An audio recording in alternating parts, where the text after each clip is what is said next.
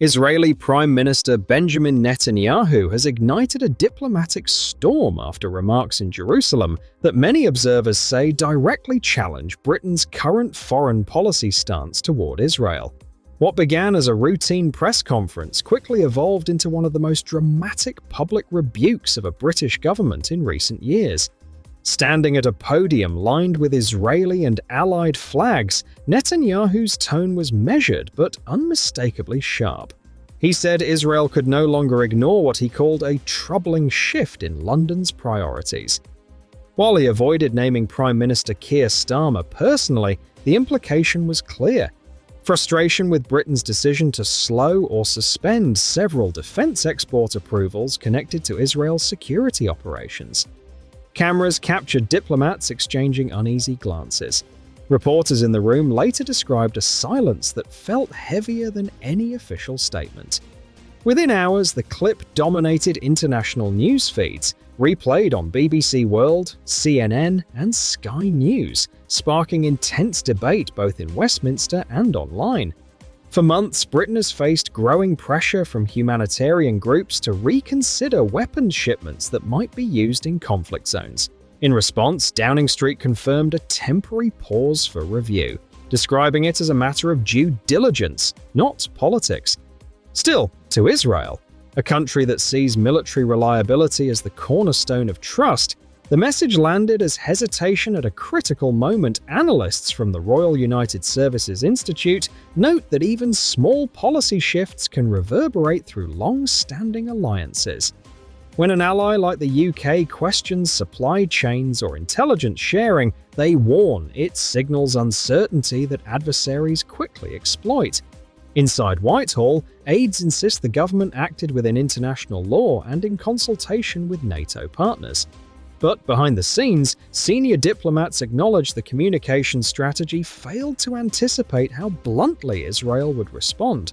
As one former ambassador put it, "You never want an ally to learn about your decision from a headline." What followed wasn't simply a foreign policy dispute, it became a test of Britain's credibility, abroad, in the markets, and inside its own government. The diplomatic shockwave from Jerusalem was immediate. Within hours of the broadcast, British and Israeli officials were engaged in urgent talks aimed at clarifying the remarks and preventing what one European envoy described as a rift among allies that should never have happened. At the heart of the controversy lies Britain's recent decision to pause several arms export licenses connected to Israel's defense sector. Officials in London insist it was a temporary review based on humanitarian and legal assessments under the UK's export control laws.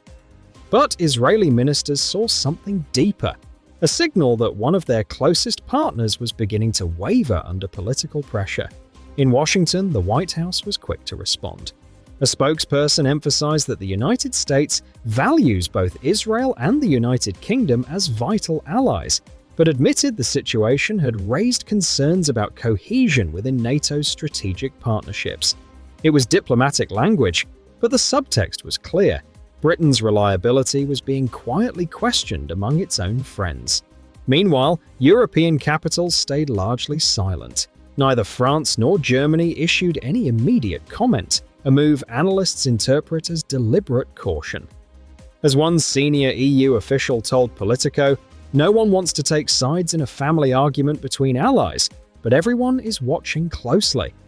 In the City of London, financial markets began reacting almost as fast as the politicians. The pound slipped slightly against the dollar amid investor uncertainty, and shares in major defense contractors saw short-term volatility. Analysts described it as a confidence tremor rather than a collapse, but the symbolism was unmistakable.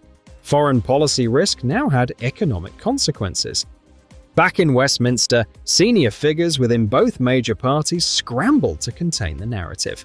Downing Street released a brief statement reaffirming Britain's unwavering commitment to Israel's security, while maintaining that export reviews were standard procedure. Opposition voices accused the government of mismanaging communications and alienating a key ally at a delicate moment. A former diplomat told The Times that London's attempt to appear principled has come across as indecisive. while a defense analyst from King's College warned that alliances built over decades can be eroded by weeks of uncertainty.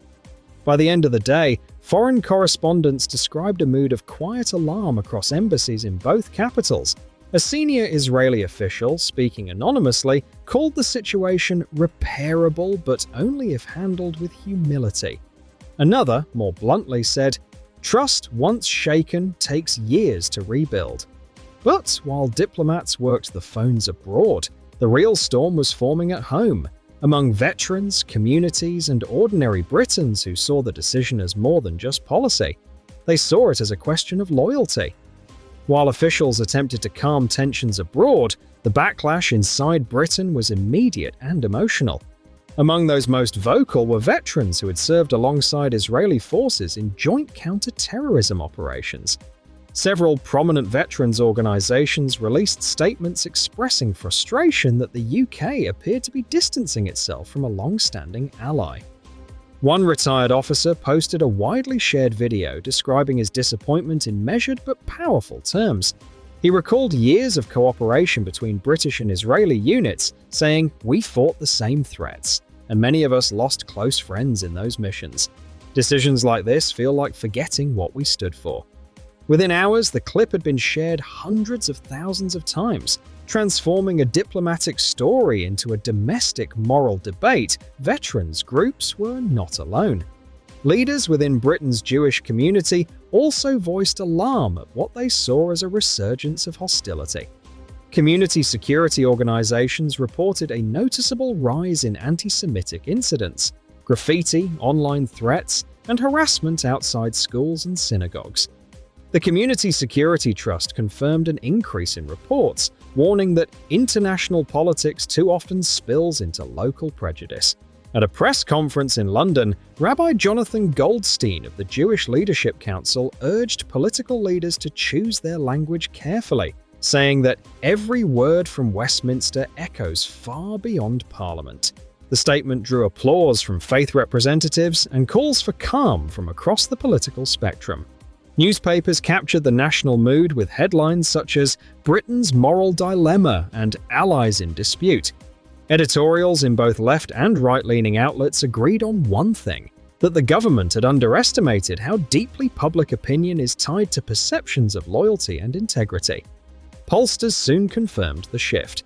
A weekend survey by YouGov found that a majority of respondents felt the UK should maintain close defense ties with Israel regardless of political disagreements. Another poll showed confidence in the government's foreign policy judgment at its lowest level in more than a year.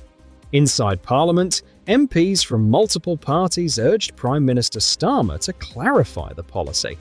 Some Labour backbenchers privately expressed concern that the decision risked reviving divisions over the party's handling of anti-Semitism.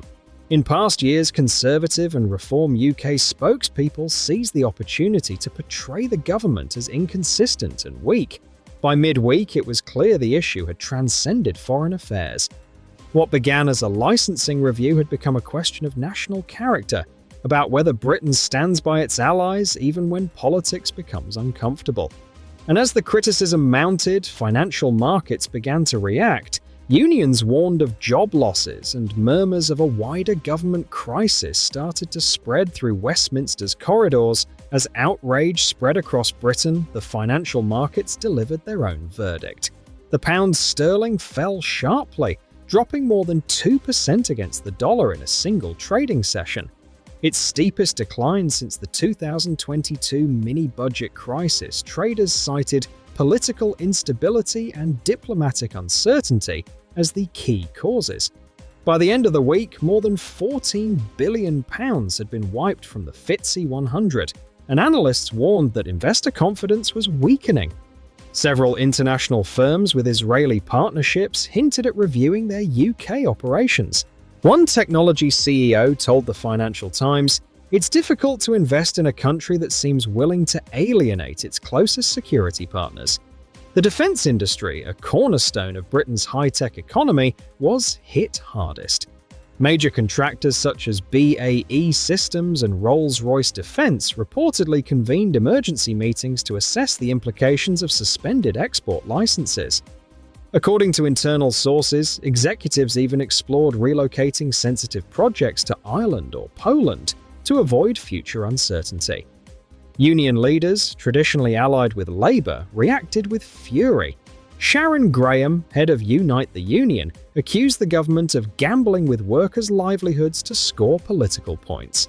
Her statement went viral, amplified by thousands of engineers and skilled workers who feared for their jobs. As economic pressure mounted, protests erupted across the country. In Manchester, demonstrators waved both Union Jacks and Israeli flags, chanting for honor and accountability. In Leeds, veterans and members of Jewish organizations held a joint rally attended by an estimated 12,000 people, one of 12,000 the city's largest non-partisan gatherings in decades. Social media captured the scale of the backlash. The hashtag Britain Betrayed trended globally for more than a day, generating hundreds of millions of views. Even traditionally neutral commentators began to question whether the government had lost control of its foreign policy narrative. Inside Westminster, the atmosphere grew toxic. Cabinet meetings, normally brisk and orderly, descended into heated exchanges and finger-pointing. Foreign Secretary David Lammy was reportedly furious that he had not been fully consulted before the arms suspension decision. According to multiple insiders, he clashed openly with Defense Secretary John Healey, who warned that the move had damaged partnerships built over decades. Senior civil servants described Number 10 as a bunker under siege. One aide said ministers were speaking to each other only through press statements. Meanwhile, Chancellor Rachel Reeves looked visibly shaken during her most recent media appearance, prompting speculation that she was preparing for a leadership bid if the government collapsed. Other senior figures, including Angela Rayner and Yvette Cooper, began quietly holding private meetings with backbench MPs, unofficially billed as unity dinners, but widely interpreted as early leadership maneuvers. The internal chaos was mirrored by a collapse in public trust. A YouGov poll showed Labour support plunging from 39% to 25% in just 1 week. Among voters over 50, the demographic that consistently decides British elections, confidence in Starmer's leadership dropped below 20%. Even within Labour's own heartlands, constituency offices reported resignations and cancelled memberships at record pace. And just when it seemed the situation couldn't get worse, a series of leaked intelligence documents surfaced, documents suggesting the crisis wasn't merely a diplomatic blunder, but something far more serious. As Britain reeled from economic shock and political infighting, a new development detonated across Westminster like a bombshell late Thursday evening. The Telegraph published excerpts from what it claimed were leaked Foreign Office documents suggesting that the government's suspension of arms exports was only part of a wider, undisclosed policy shift. If verified, these files showed that senior Downing Street advisors had met privately with representatives from organisations the UK itself had previously flagged for potential extremist links. The meetings were not disclosed to Parliament and appeared to bypass normal security protocols. Within hours, opposition MPs demanded an emergency inquiry.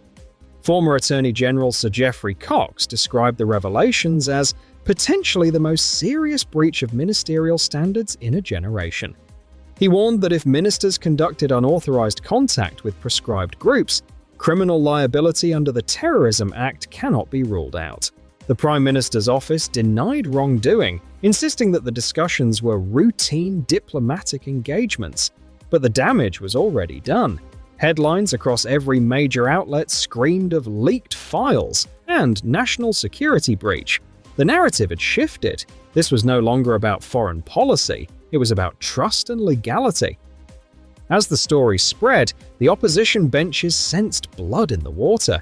Conservative leader Rishi Sunak called for a vote of no confidence, accusing Starmer of reckless diplomacy that endangers national security. Reform UK leader Nigel Farage, meanwhile, seized the moment with characteristic precision. At a rally in Birmingham packed with thousands of supporters, Farage's words cut straight through the noise. "Britain once stood by its allies. We honoured our word. We defended democracy against tyranny, and now we have a government that betrays Israel, alienates America, and apologizes to extremists. His voice rose as the crowd erupted in applause. Chants of Farage for PM echoed through the hall. The next morning, Reform UK's website crashed 3 separate times as membership applications surged. The party announced more than £2.5 million in small donations in just 48 hours. Farage's personal approval rating jumped to 41%, higher than any sitting political leader in Britain inside Labour. Panic turned into open rebellion. Backbench MPs launched group chats titled Save Britain and Labour Rescue, openly plotting a leadership challenge. Dozens signed letters of no confidence in the Prime Minister. One senior figure was overheard saying, "He's finished. The only question is whether we take him out before the next election destroys us all." Veteran MPs described the atmosphere in Parliament as end times. Security staff reported late-night shouting matches behind the closed doors of Number 10. For the first time, government aides admitted that they could not guarantee Starmer's survival through the week. And just as Westminster descended into chaos, the world responded. From Washington to Tel Aviv, foreign leaders began weighing in, and their reactions would push Britain's crisis to an entirely new level. As Westminster fractured, the world began to react. In Washington, State Department officials confirmed that President Biden had expressed deep disappointment in the UK's handling of relations with Israel. A diplomatic rebuke rarely issued to an ally of Britain's stature, American analysts described the situation as a self-inflicted wound to the transatlantic partnership. In Jerusalem, Netanyahu doubled down. He announced a second press conference scheduled for the weekend, promising to release what he called conclusive proof of Labour's duplicity. Israeli media outlets reported that his government was preparing to recall additional embassy staff from London and suspend joint intelligence programs until trust could be re-established. European allies, meanwhile, remained conspicuously silent. France and Germany, 2 of Britain's closest defence partners, offered no public support. The silence spoke louder than any condemnation, reinforcing the sense that Britain was now diplomatically isolated. Back home, the pressure cooker inside Number 10 reached breaking point. Multiple ministers were said to be preparing resignation letters.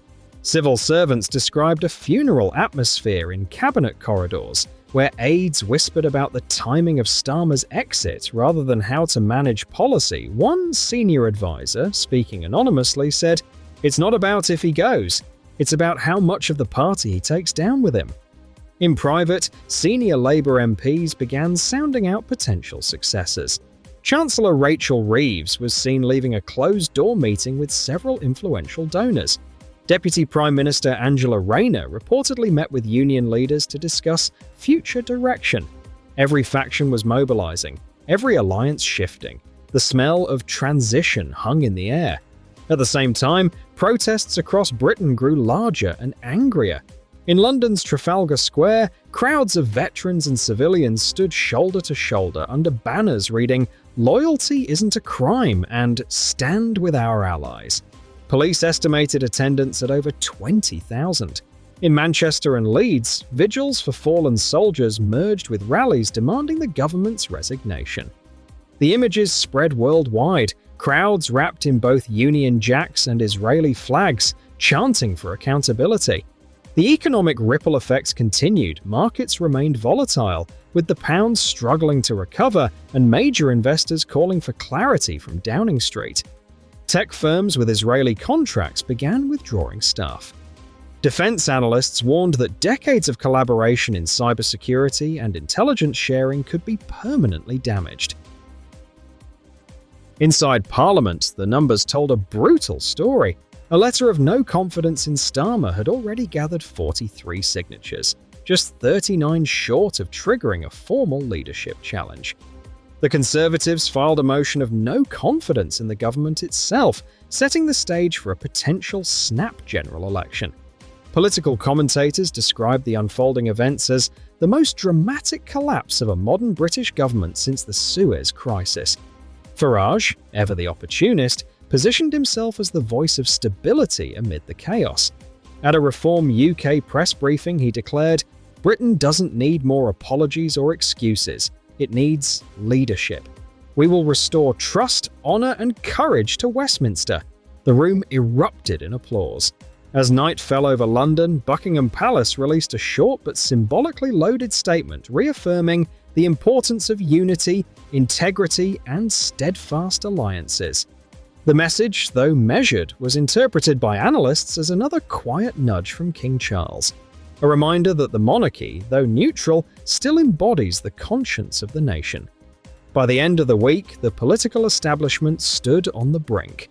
Starmer's government faced collapsing approval ratings, fractured alliances, and a parliament ready to revolt. Diplomatic ties were fraying, markets were shaking, and Britain's global credibility was in freefall. The question now wasn't if the Prime Minister could survive, it was whether Britain's institutions could withstand the aftershocks of his downfall. If you've made it this far, you can see exactly how fragile Britain's political system has become. Independent journalism matters more than ever, because the mainstream outlets will never show you the full picture. Subscribe to Ukpolitics Report for verified updates, critical analysis, and the facts others avoid. Stay informed. Stay independent. So here's the question. Did Netanyahu just end Starmer's career? Or is this the wake-up call Britain desperately needed? Will the Prime Minister step down, or will he cling to power as the government burns around him? And could this be the moment that propels Nigel Farage into number 10? Drop your thoughts below. We read every single one. Because in this political storm, one thing is clear. Britain is standing at a crossroads, and history is being written right now.